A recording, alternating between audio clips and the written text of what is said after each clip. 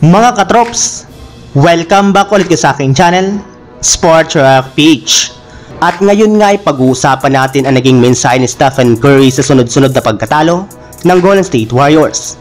Pag-uusapan na rin nga natin dito sa ating panibagong video ang balitang pumapayag na nga po ang Chicago Bulls na i-trade sina Zach LaVine at Alex Caruso papunta sa Los Angeles Lakers.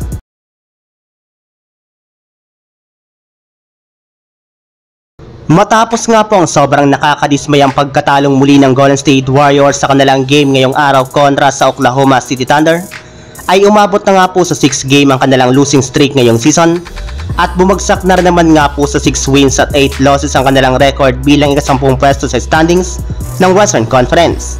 At dahil nga po nahihirapan na talaga ang kanilang team na manalo sa kanilang mga nakalipas na game ngayong season, ay nauubusan na rin naman nga po ng pasensya sa kanilang team ang kanilang superstar na si Stephen Curry.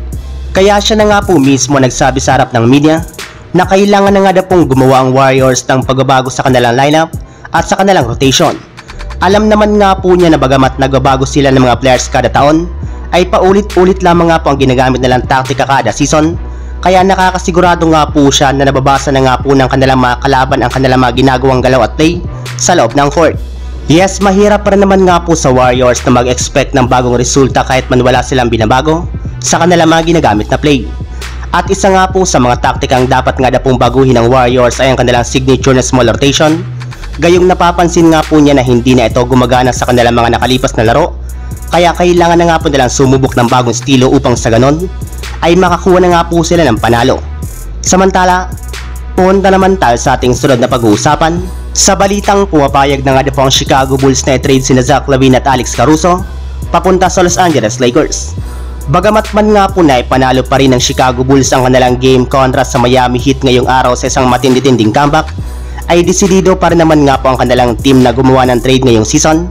Gayong sigurado nga po sila na hindi pa rin naman mananalo ang kanilang team sa kanilang mga susunod na laro.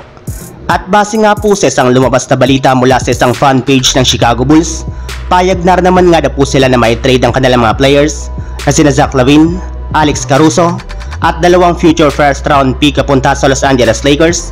Pero sa ngayon nga po ay mas gusto nga po nila na makuha dito ang isang LeBron James. Yes, hindi rin naman nga na po nila isusuko sa Lakers ang kanilang 2-time All-Star na meron talagang laro sa loob ng court para lamang sa mga role players. Kaya kung gusto man nga na po na makuha ng Lakers si LaVine, ay kailangan nga pong bitawan ng Lakers si LeBron James. Pero kung kayo nga po mga katrops ang tatanungin, payag ba kayo sa trade proposal na ito ng mga Bulls fans? I-comment nyo lamang sa baba ang inyong opinion at babasahin natin iyan.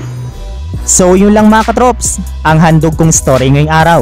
Sana nag-enjoy kayo, please like and subscribe my YouTube channel, Sports React PH, para sa iba pang story at update patungkol sa NBA. Kita-kits muli sa ating susunod na video.